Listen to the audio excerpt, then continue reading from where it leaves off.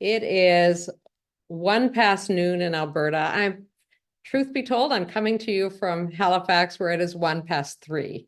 But happy to serve as the moderator for today's panel. My name is Osa Katchen. I am by day the Chief Librarian and CEO for Halifax Public Libraries. And I'm also the chair of the Canadian Urban Libraries Council. So I connect with the most amazing colleagues across the country. We talk about all kinds of things library, but what has concerned us and occupied us in some respects more than we ever expected over the past few years has really been freedom of expression. So it's a 40th anniversary this year of Freedom to Read Week. And I can remember 10 years ago thinking, it's great we're celebrating Freedom to Read Week, but this is well understood in our country. And, I believe many people understand it, but I also believe it is under threat in a way that it has not been in Canada in certainly in my professional life and likely in my lifetime. And I have wise children, and my oldest wise child said to me one day, censorship has never been on the right side of history. And I think that's a really important thing to remember. So these attempts to limit people's freedom to read, come from a place of wanting to make decisions for what others can consider, what opinions they can explore, and what viewpoints they can understand. So we have a fabulous panel today. I'm going to get right to it. I want to acknowledge I'm coming from Chibuktuk in Mi'kma'ki, and we have people coming from all kinds of territories across this country, well beyond Alberta. So I encourage everyone today to give a little reflection and from where you have come and the history of our land, and take a moment to pause. We often go through our days exploring this beautiful country and living in this beautiful country, not always remembering to acknowledge those who hold this land. So please take a moment to do so today. All right, I'm going to do a quick introduction to our panelists today, and I think you've all got your names on your screens, but you may want to give a little wave. So joining us today for this panel is Christopher Wells. So Christopher is an associate professor and Canada Research Chair for Public Understanding of Sexual and Gender Minority Youth, and Christopher's based at MacEwan University. We have Kit Dobson. So Kit's a professor in the Department of English at the University of Calgary. Kit's most recent book, Field Notes on Listening, was one of CBC's top nonfiction titles for 2022. We could have another whole conversation on how to listen, don't you think, Kit? Angela Gogia is the retail manager and events coordinator for a bookstore I just love called Another Story Bookshop. So one of Toronto's oldest independent bookstores with a real focus on social justice, equity, and diversity. And when we think about freedom to read, there are many of us who work hard at sustaining this in our country. So really delighted to have Angela from a bookstore. Jesse Bach, fellow public librarian, hooray to the public librarians. Jesse grew up on a family farm, has her education from University of Saskatchewan and a Master of Library and Information Studies from Dalhousie. And Jesse now works at the Marigold Library System in Alberta.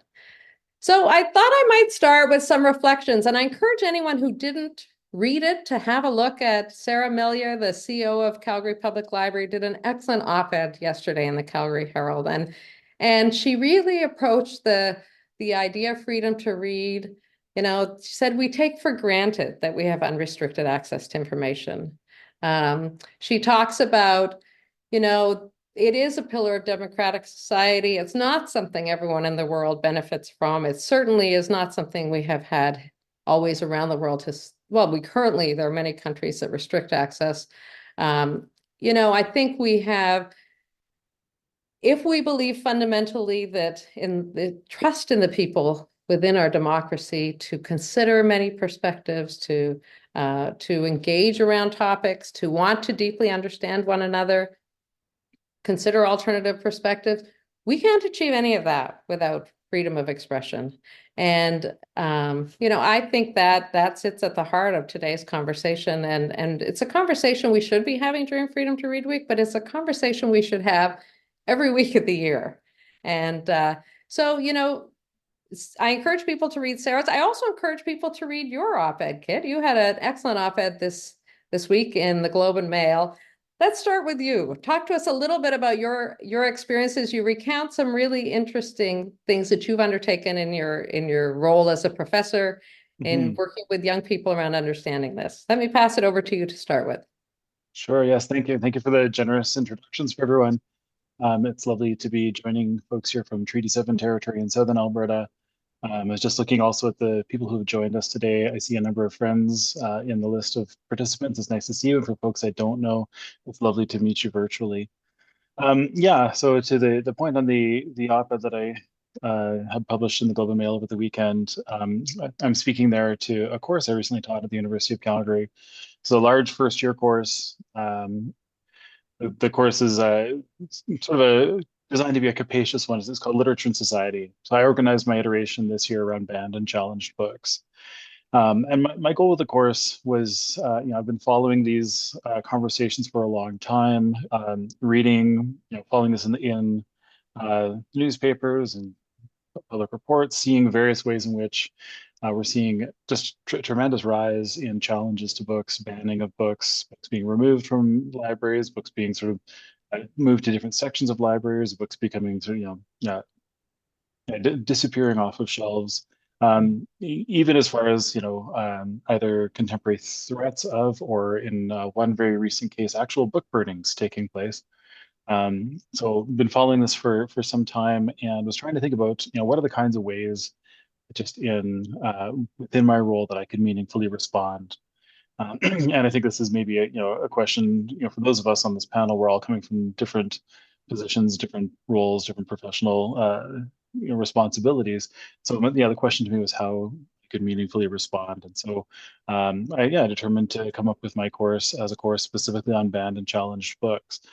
And it was designed to span from the 20th into the 21st centuries, and designed to introduce students to a wide range of texts, as well as a range of different kind of issues and concerns. So we started with Lady Chatterley's Lover, famous novel by D.H. Lawrence, completed in 1928, but not publicly available really until the 1960s. It was a novel that was suppressed until the 60s, when a series of lawsuits made it publicly available.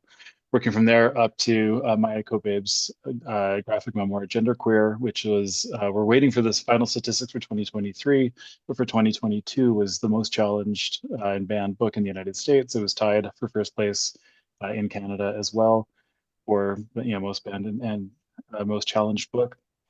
So these are texts that are provoking a wide range of strong responses, and under sort of continual threat and continual challenge. One of the books that to me was one of the most interesting to teach in this course was Toni Morrison's 1970 novel The Bluest Eye, which, although it's a novel that was published in 1970, for the 2022 statistics from the American Library Association, it was the third most challenged book for that year. So it's a book that, although it's an older book, it remains very much hotly contested.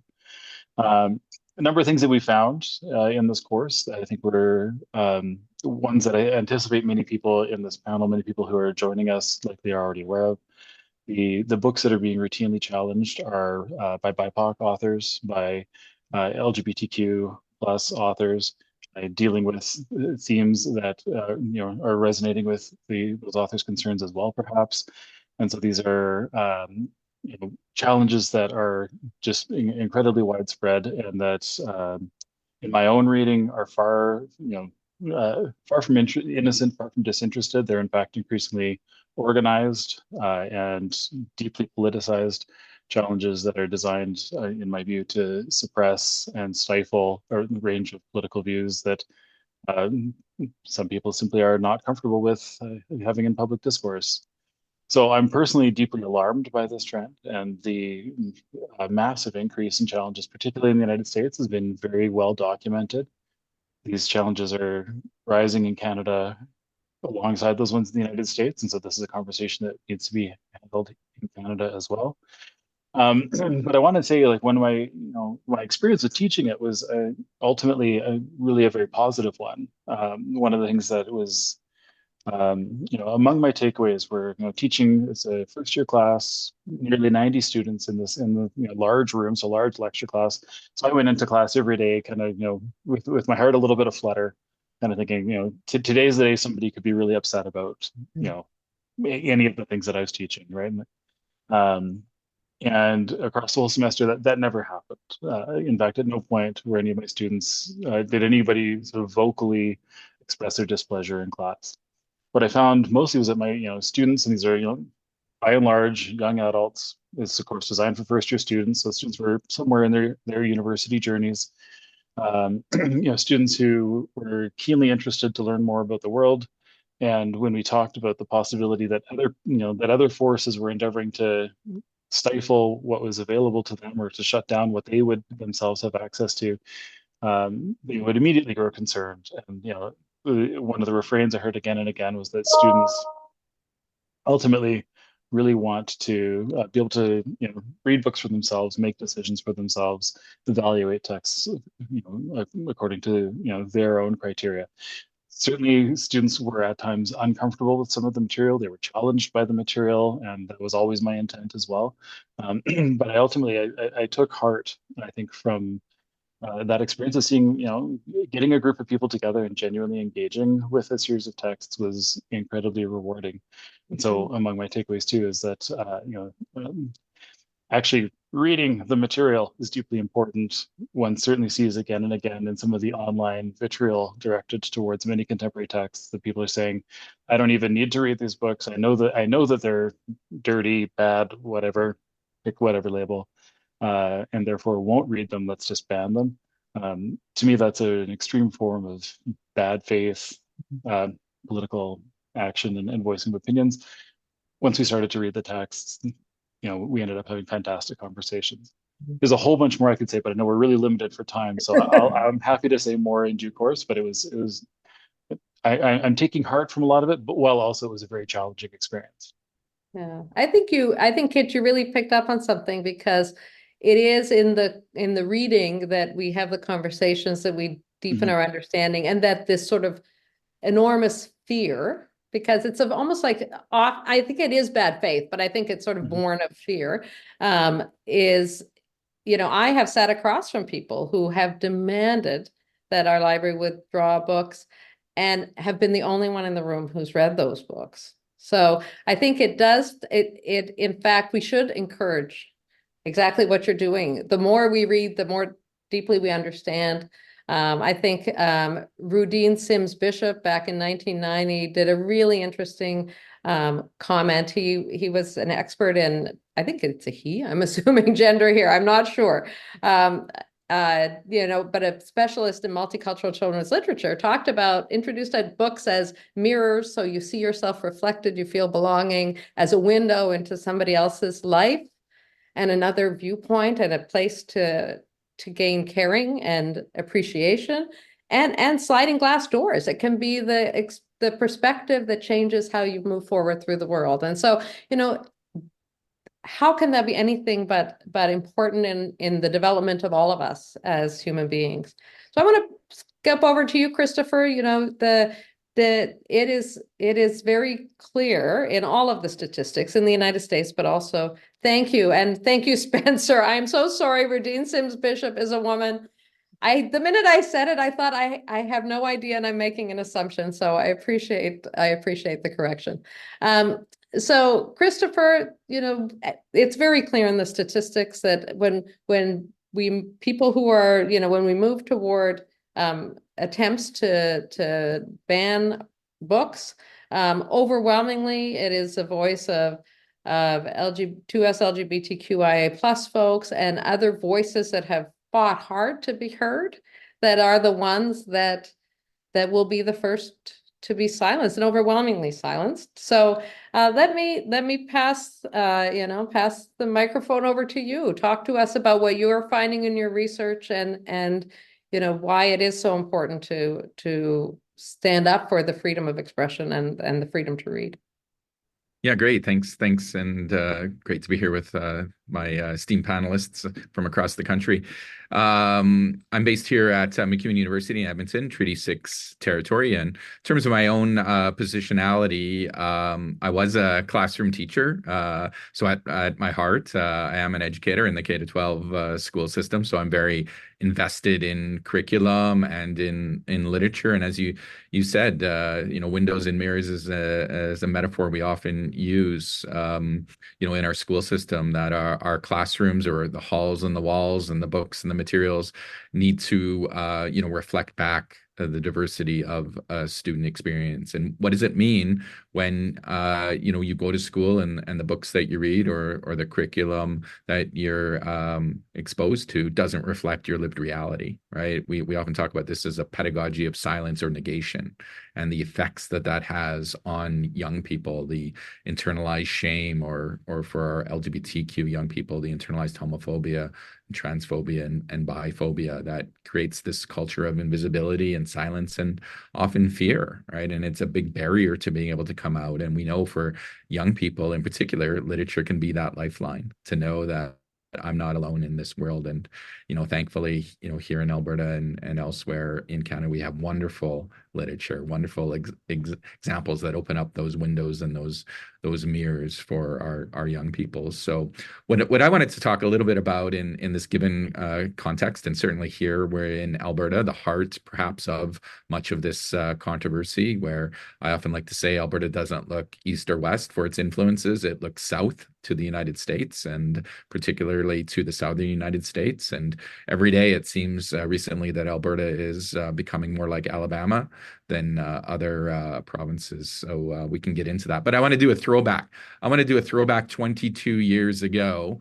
Many of you may remember these books, two of the three that went all the way to the Supreme Court of Canada, Ash's Mums and One Dad, Two Dad, Brown Dad, and Blue Dads. That were banned by the Surrey School District. And it was a gay teacher, James Chamberlain, who fought that book banning all the way to the Supreme Court of Canada. And we had some very interesting and instructive comments that came from the Supreme Court, which I think, what's new is old, or what's old is new again. We're dealing with these same kind of issues that were very much at the forefront of our society 22 years ago. But the Chief Justice famously said that tolerance is always age appropriate. Children cannot learn unless they are exposed to views that differ from those taught at home.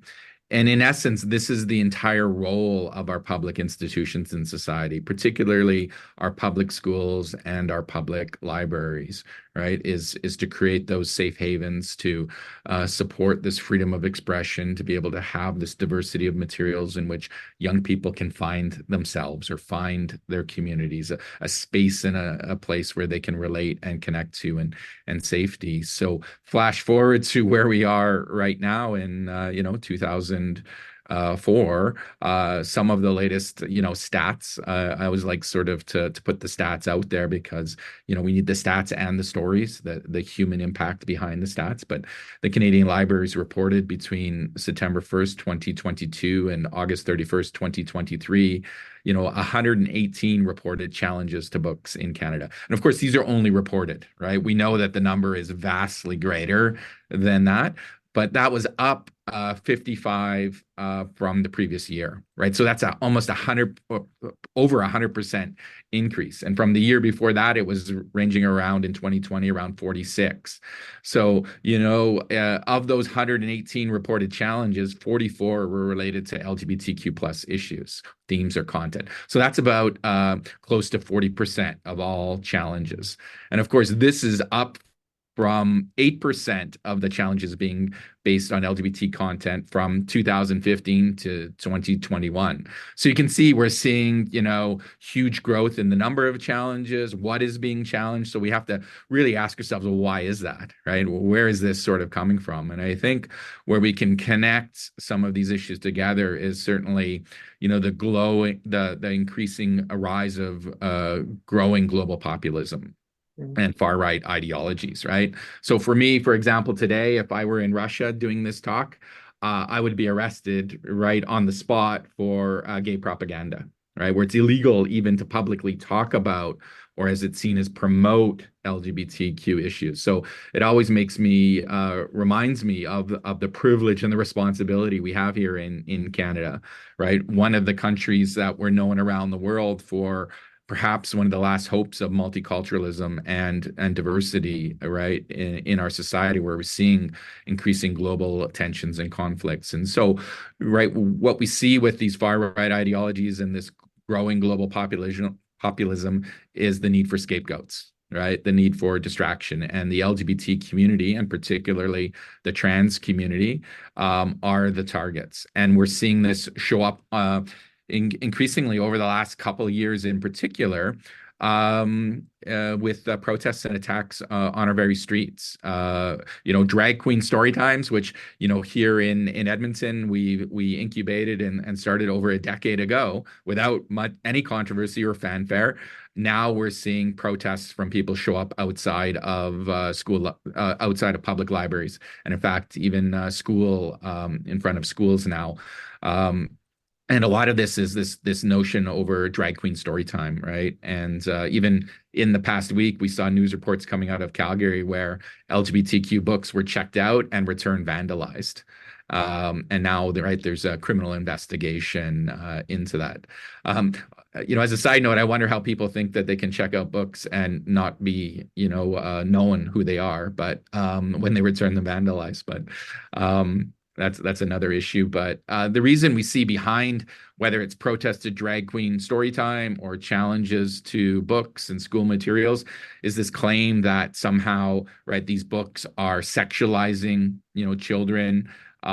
Or as we're seeing now, they're grooming them, right? This notion of grooming becomes this shorthand for, right, this connection to pedophilia, which of course we know the research shows that overwhelmingly, 95% plus of pedophiles are cisgender heterosexual men, right? The threat is not coming from the 2S LGBTQ plus community, or that this is a form of indoctrination, or we're hearing these made up phrases such as gender ideology. But what it does is it creates this moral, or what we might call a trans panic, right? That, or as has been said, perhaps more colloquially, this gay panic, right? Don't say gay. And somehow this underlying assumption that being LGBTQ is like a virus or a contagion or a pathology, that you can simply catch it, or that vulnerable or impressionable children will somehow wake up because they read a book and all of a sudden start to self-identify or want to change, right, their gender. And of course, we know that just doesn't happen, right? When you actually look at the evidence, reading a book doesn't change a person's identity. It actually can help them to express their identity and their sense of self. And then, here we are in 2024, within the past few weeks, seeing, a return to censorship in schools, with Premier Danielle Smith now invoking this phrase of parental rights, which assumes that, parents are ordained from God to control and in many ways own their children and determine what they're quote unquote exposed to. And as we've seen from the Supreme Court of Canada, that is not the role of publicly funded education in schools and libraries, is not to share the values that are taught at home, but in fact, to teach the values of what it means to be a responsible and respectful citizen of Canada.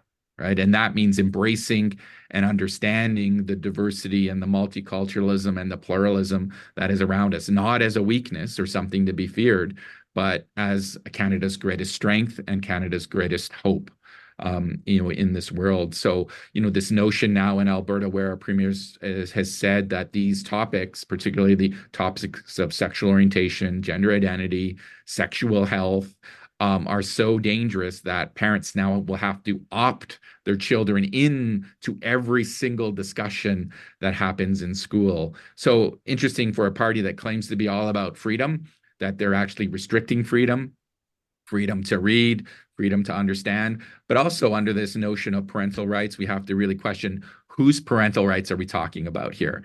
Because what about the parental rights of those same-sex parented families? Back to Chamberlain, that want to be represented in schools and have their young children go to schools in safe and supportive environments, or the rights of two LGBTQ children who want to see themselves reflected in the halls and the walls and the curriculum and feel safe in their larger communities. So we're dealing with, I think, very, challenging times. We're seeing strong far-right Republican influence start to now creep into Canadian discourse. And I would actually say that, conservative parties in Canada don't actually exist anymore, that the conservative parties are actually far right parties. We've lost this notion of progressive conservatism, or this conservatism that was, about sort of fiscal responsibility, but social progress, right? Where I think the vast majority of Canadians actually are. And so it's no surprise to me that, again, if you want to control the future of society, the first thing you go and do is control what young people learn in their schools and in their communities, right? Where this notion of this censorship begins. So, yeah, I think I'll just stop there, and thanks for the opportunity. Now, I think I lost Christopher's voice at the tail end. I'm not sure if it was just me, but no, that's fabulous. All right, thank you. And, everything that you say, weighs heavily on all of us when we think about what makes Canada a good country. It is a country founded on respect, on appreciating and accepting the diversity that is our country, and these are definitely challenging times for us as a democracy, I think. So I want to move on to Angela. Your bookstore that you work at, another story bookshop, you have been on the front line of this for many, many years. And you have always leaned into giving voice to people who had trouble having their voice heard. I want to talk to, I want to hear from you about the role of the bookstore in this space of freedom to read and encouraging consideration of different perspectives. Oh, I think we have you muted. I'll just get you to unmute. There you go. Thank you to everyone, and thank you to Kit and to Christopher. That was fascinating. And yes, we're in a unique position as a bookstore that is committed to social justice, equity, and diversity. I think everything that the previous speakers have been speaking about, these are the books that are the core of what we do and what we sell here in Toronto. We are a major vendor to schools and to libraries across Southern Ontario. And if you come into our store, you're going to see a big section on LGBTQ children's books, on books for Black children, on books for Indigenous children, books that deal with race and, issues for children who are non-binary, with queer parents that are front and center. And I think bookstores have an important role to play across the country in making sure that these books are front and center for everybody. We have seen definitely a lot of pushback over the last several years. And thank you, Christopher, for showing Asha's Two Mums and the Two Dads books. I wanted to highlight these two books over here, Lynn Nguyen's Mystery of the Painted Fan and Selma Makes a Home by Dani Ramadan. And these are two lovely children's chapter books written by writers of color in Canada that both have queer content in them and were both shadow banned by the Waterloo Catholic District School Board recently. And when we see what's happening with the States, we can definitely see it coming up here. And so I wanted to bring up this notion of shadow banning, where it's not an outright ban, but these are things that are happening in school boards and in libraries where they're being told quietly not to order or to profile certain books. So this is an issue that's becoming much more, we see it happening much more in our school boards as well. I think for a bookstore like ours, when you're coming in, what you're going to find. You're going to find the centering of, queer and trans and BIPOC voices. So if you don't want to buy those books, you're not going to be coming to the store. But you can see, I'd be curious to know how different bookstores across the country are dealing with this. Are they, facing out their queer and trans books by children, or are they quietly putting them in a corner somewhere, right, where they can't be seen? Are they hosting book launches by queer and trans writers for children's books, or are they just politely declining? I think there's lots of nuanced ways that these issues are being dealt with in the bookselling industry. And, you know, I would be remiss as well to say that when we talk about censorship and when we talk about what's happening around book bans and censorship with writers, we can't ignore what's been happening the last few months with what's happened in Israel and Palestine for the last few months. We've seen definitely an impact here in Canada where books are being banned or conversations are being stopped as well. One of our favorite book writers is Elise Gravel, who's a wonderful children's book writer and illustrator from Montreal. And there was an incident in the last few weeks where she's been quite active on Instagram, posting some things. And there was a push to get her books banned from the Jewish Library in Montreal, which was very unfortunate. There was a demonstration and her books have now been put back on the shelves. But we can't ignore that censorship around Palestinian voices is happening across the country as well, where writers are being pulled out of festivals, where we saw in Frankfurt, Adnia Shibley's book Minor Detail she was denied a prize. So there's been a number of issues in regards to censorship of Palestinian voices, as well as the ongoing censorship of QT BIPOC voices. So again, as a bookstore, it's our role to make sure that we're profiling these books and profiling these writers and creating a space where this is at the forefront of what we sell and what we do. Angela, I appreciated your expansion of this because it really is around the other, right? The perspective, Yes. other perspective, the other voice, the other viewpoint. And I actually think if people want to walk away from today with sort of a challenge for the week, it's grab something you think you're going to deeply disagree with and hold on tight and read it to the end.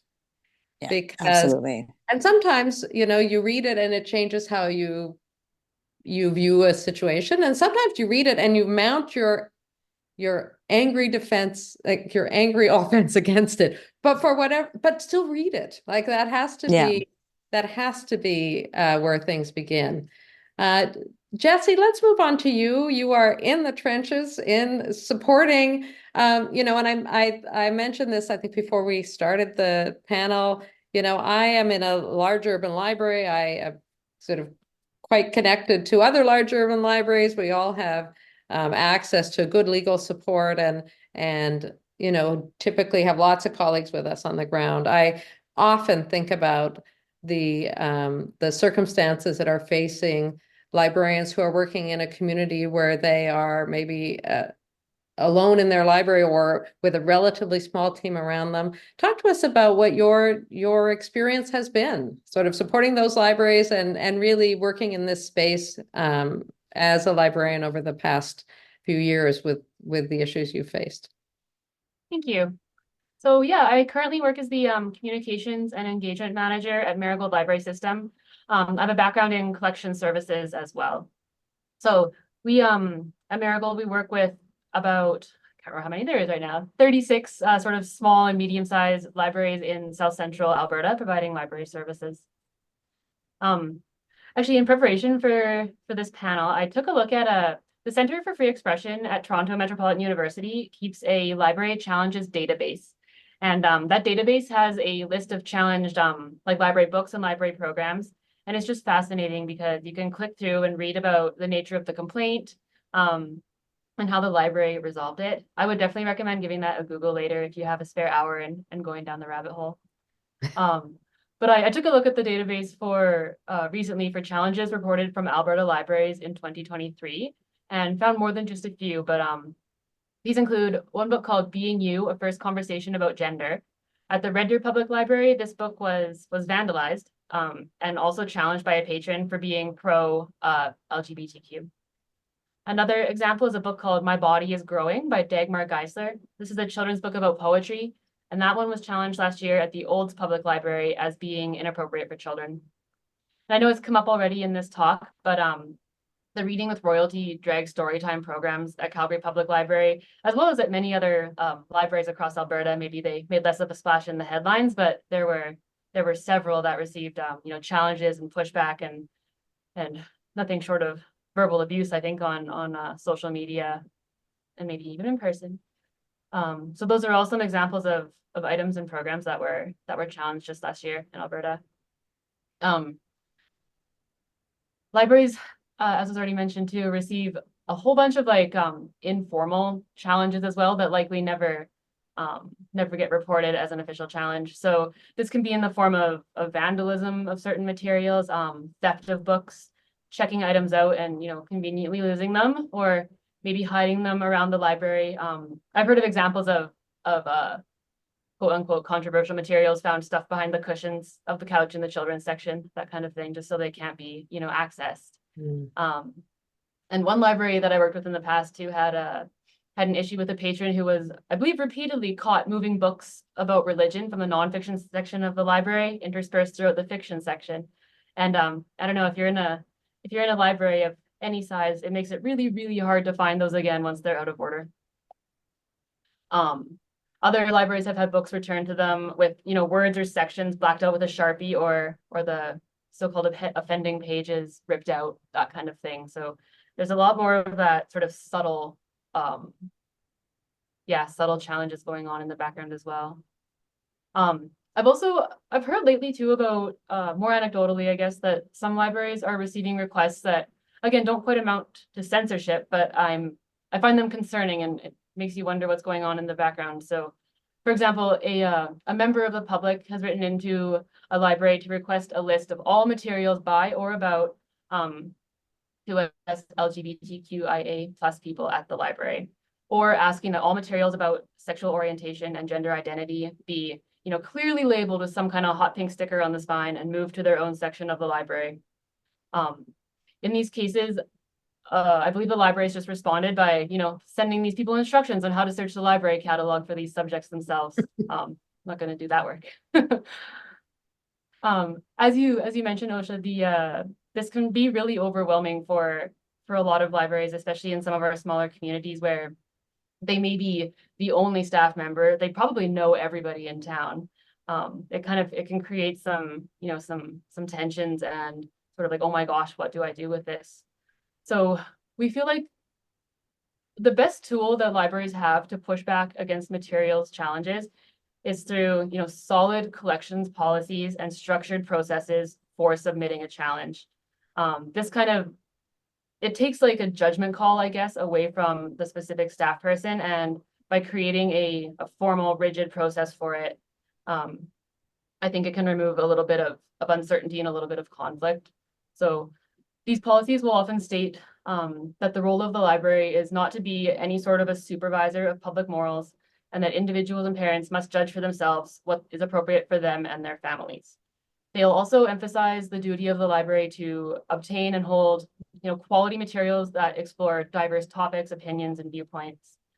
So when a patron wishes to have an item removed from the library, they will usually be asked to begin the official process by completing a form. And the form will ask some standard questions about the patron's contact information and the title and the author, other details about the items in question.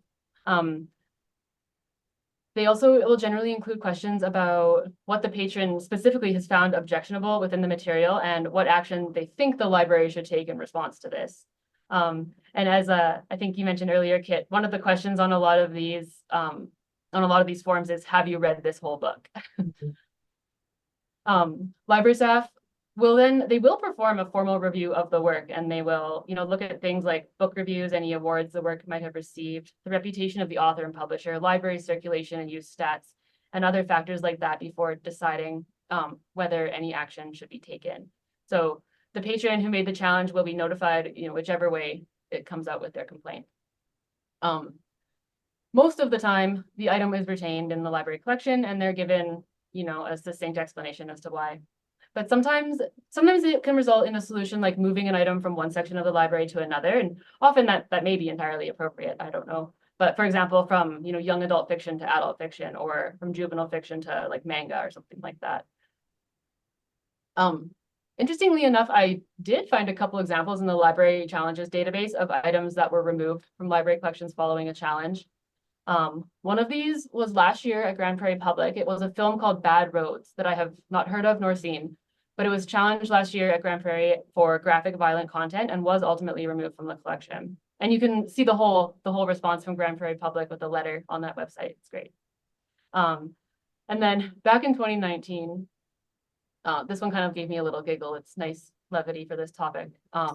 Edmonton Public Library removed a book about soap making after a patron challenged it because it contained incorrect instructions for mixing lye and water that could have actually resulted in like an explosion and serious injury to the soap maker. So they did take that book out of the collection. Seems reasonable. It can be tough as a librarian. I really feel this, especially when I worked in materials selection and acquisitions, to put your personal feelings aside in situations like these to ensure that, we're building a well-rounded collection that contains quality materials encompassing the full spectrum of viewpoints, whether we personally agree with them or not. I think that's one place where our jobs are maybe a little different than Angela's in the bookstore. It's not really up to us to choose the content, I guess, so far as we are choosing quality materials. So yeah, it's you really have to remember that when we're thinking about libraries and intellectual freedom, that public libraries, we aren't really out here defending the contents of our books, but we're defending people's rights to access information and to read things from a variety of voices and viewpoints. So their freedom to read, basically. Mm. Yeah, Jesse, I think you land on a really interesting note at the end, because I will often have people say, how could you have that book in your library? Do you really, you're platforming that author, or you're platforming the viewpoint. And I think you really hone in on something very important for public libraries that, certainly in my library, we've got around 1 million items. There are many, many of those books that I deeply disagree with, right? It might be some fad diet that I think is absolutely ridiculous and not probably in people's best interest from a health perspective. It might be a viewpoint about, the rights of women that feels deeply personally offensive. And, there will always be things in a library collection that we disagree with. But I said this earlier, this concept that if I disagree with it, I should still have access to it.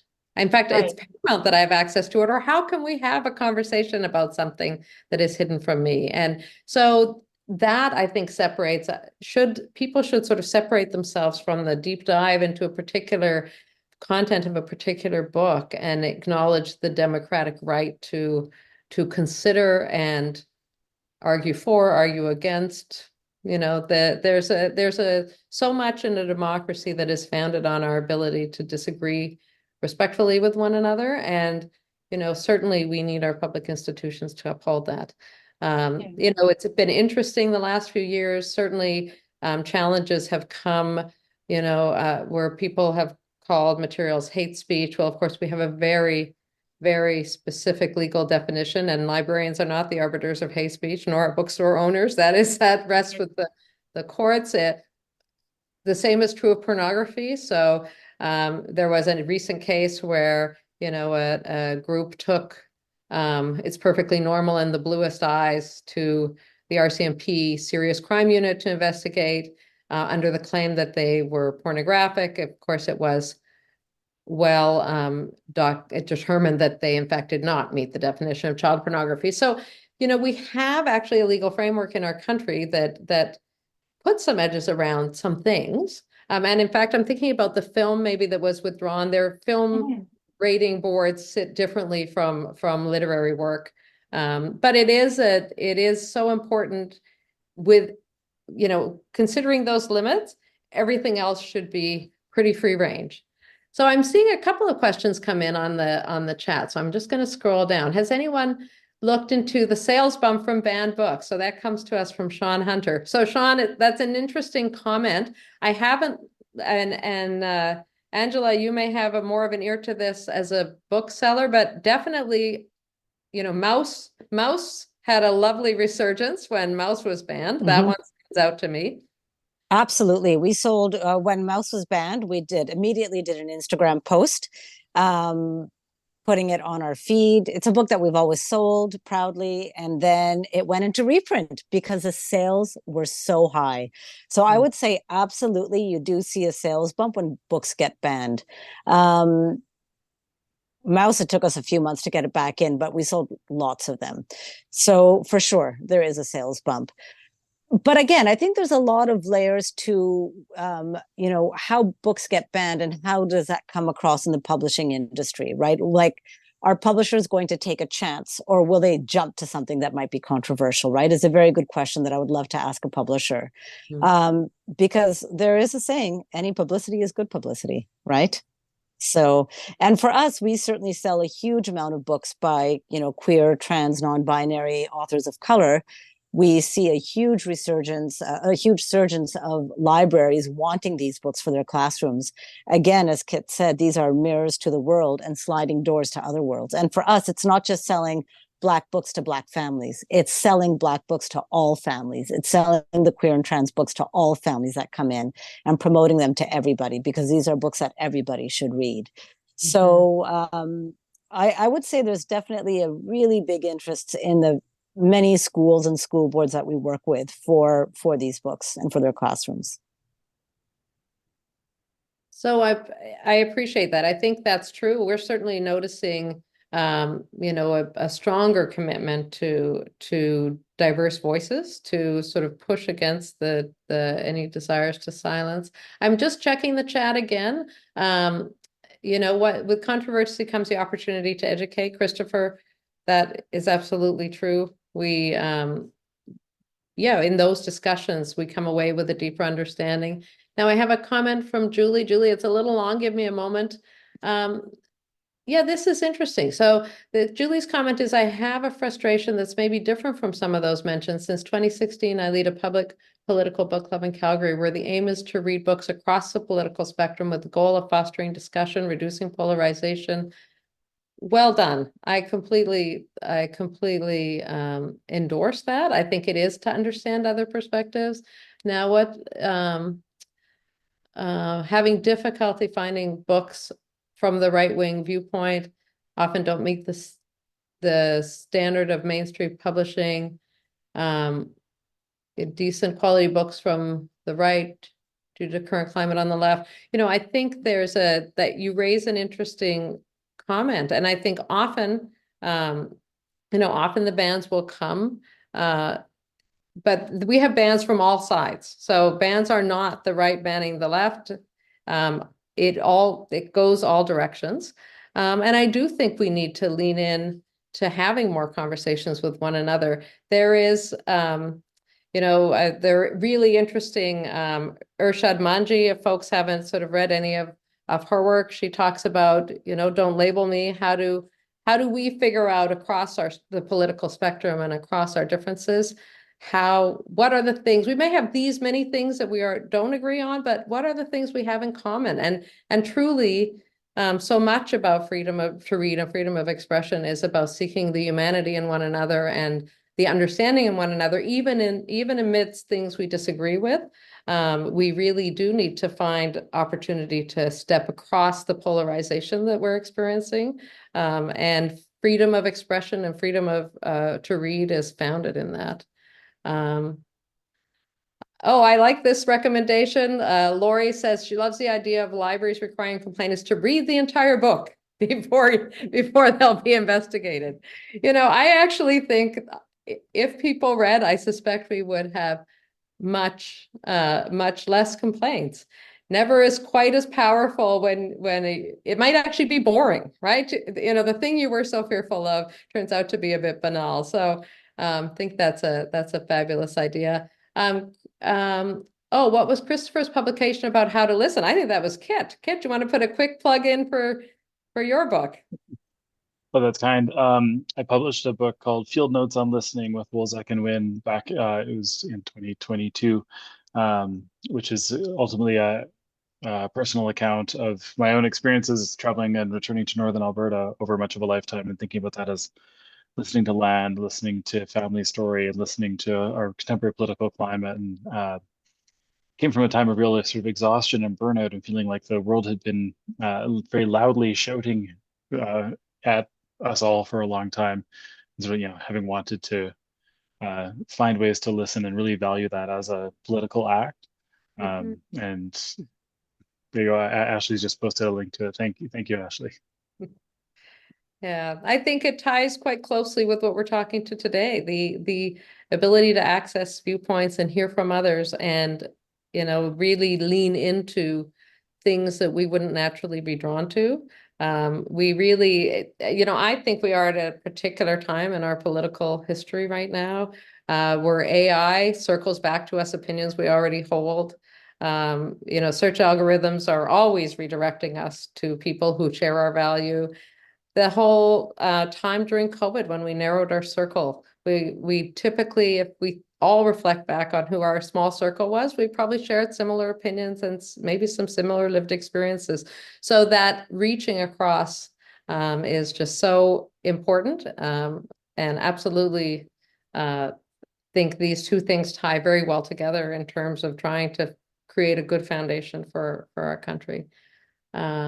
Just having a look here. Other questions from the folks listening in? Yeah, what is something members of the public can do to stop book bans beyond speaking with others, having that dialogue, opening our social circle more? Should we be writing letters to our school boards, purchasing from smaller bookstores, looking for non-mainstream authors that might be shadow banned? I think my answer, Miguel, is all of the above. What do our panelists say? Let's maybe go around. We've got 8 more minutes. Let's go around. What's your plea or your request to the participants of this workshop today? I'll maybe just jump in right away because I have some quick thoughts about this. Marshall Lederman has been writing about this issue in the Globe and Mail also for a while. I remember a really good article that Lederman wrote, I think it was in May 2023, where Marshall Lederman said, one of the things you can do is thank a librarian, like write to librarians and thank them for the difficult work that they're doing. And I think that's excellent advice. Alongside, obviously, I'm a proponent of reading banned and challenged books, seeking them out and finding them, but also reaching out to people to let them know that you're in their corner, or that we're in community together. I think that's really important. I think definitely tell a librarian you love them, but just saying. Okay, over to you, Angela. I think definitely speaking to your local school boards and to your schools. And if I've got 2 children in the public school system, and making sure that the teacher librarian knows that you support having books by queer, trans, authors of color, that's important to you, right? It doesn't matter, what background you come from, but that you want your children to have access to those books and to read them. If your library doesn't have a budget, you can get together with some of the parents in your neighborhood and buy books for the school, right? Definitely support your local independent bookshop. We have an incredible array of fantastic bookshops across Canada. Find your local indie, buy the books from them, support the writers that are doing this work and that are getting banned and shadow banned. It's absolutely important. And even the public library, just, if you see queer and trans or books by people of color or books by Palestinian writers, if you see displays, thank the people who work there, because the people who work there get a lot of crap, right? And it's really important that we give them a lot of support as well. And sometimes that emotional support is really important, and we don't realize it from the outside, but it is. It's nice for them to hear, hey, thanks for profiling that book. We appreciate it, right? And Angela, I would add to that, borrow that book, because when we make decisions about what books, we're forever pulling things off the shelf that aren't circulating. You want a book to remain in the public library, borrow it, because then it remains in the collection. So I think that's fabulous. Christopher, what's your great advice for folks? Yeah, I would take it one step further. I like to often say that we get the communities we're willing to build. And that means, moving beyond our keyboards and getting out and getting engaged. Not only volunteer with your local public library, but consider sitting on their board. They're often looking for people to have this kind of guidance and input. And to take it one step further, I would say run for your local school board. We actually know what we've seen is a trend where People are actively organizing and mobilizing to take over the school boards, to run these particular candidates that then control the school boards and then set the policies that leads to the kinds of censorship that we're talking about. So, we want you to be a strong public defender of, democracy and this freedom to read, which is what we're here all celebrating. And, the best way to do that is to get engaged. Yeah, terrific. Jesse, what's your plea to listeners, your words of advice or your request? Yeah, well, I mean, for the most part, I think I agree with what everybody has said already about supporting your public library, borrowing those books, because as you said, the more they're used, we see people like them, the more they're purchased, and it's supported. Volunteer for your local library board. Again, I think it would be a really great time because library board appointments are quite political. Library boards in Alberta, board members are appointed by their town councils. So, depending on how things go, we could see those maybe changing in their tone. Yeah, agreed with everybody there. Yeah. I think, I think my advice to everyone is not to lose touch with this issue. If I reflect back, I became a librarian over 30 years ago. And at the time, I just sort of assumed it was well understood and recognized and acknowledged. And, here we sit 30 years later, something that I have viewed as foundational to Canada has been really challenged over the last few years. So to remember why it matters to us in Canada, why we need to uphold it. I encourage folks, again, read challenged books. If you've got a book club, have a banned book club. It's so interesting to look back on what was banned at different times in history and why were they banning it? What were they afraid of? What was the intent with request to censor? We can often look into history and it gives us a good guide for moving forward through the future. So I encourage people to lean in and if you read it for your book club and you borrow it from your public library, it's going to stay on the shelf. When it wears out, we're going to buy a new one if it's still being read and it's still popular. So there's so much that every one of us can do and talk to people. I think about some of the issues that have been polarizing inside families and inside neighborhoods and inside workplaces. If we lean out and don't want to talk about it, that's not going to get better. So lean in, don't be afraid to explore this and to unravel some of what lies underneath it. And I hope humanity will shine through and someday, our efforts have been worthwhile and as we move forward through Canada. All right, we are at 2 minutes to the hour. Christopher, you said first they came for the books. I think those are heavy words. And words we need to be mindful of. We have many examples in history, where censorship was the beginning of the erosion of rights for people. So important for us to gather today. Very grateful to the panel members. You've all brought such interesting, we didn't know each other before this started, and I want to hang out with all of you. You're terrific. I appreciate your points of view and the work you're doing, and really grateful we've had this time together, and really grateful to the audience that took their time in the middle of their day to sort of block out everything else and just focus on this very, very important issue. And the Alberta Writers Federation, thank you for your leadership in this area and your care. We need to talk more, not less, with each other. And so thank you everyone for joining us. Go on with your day and read a banned book, and we'll step in the right direction. Thanks everyone. Thank you, folks. Take care.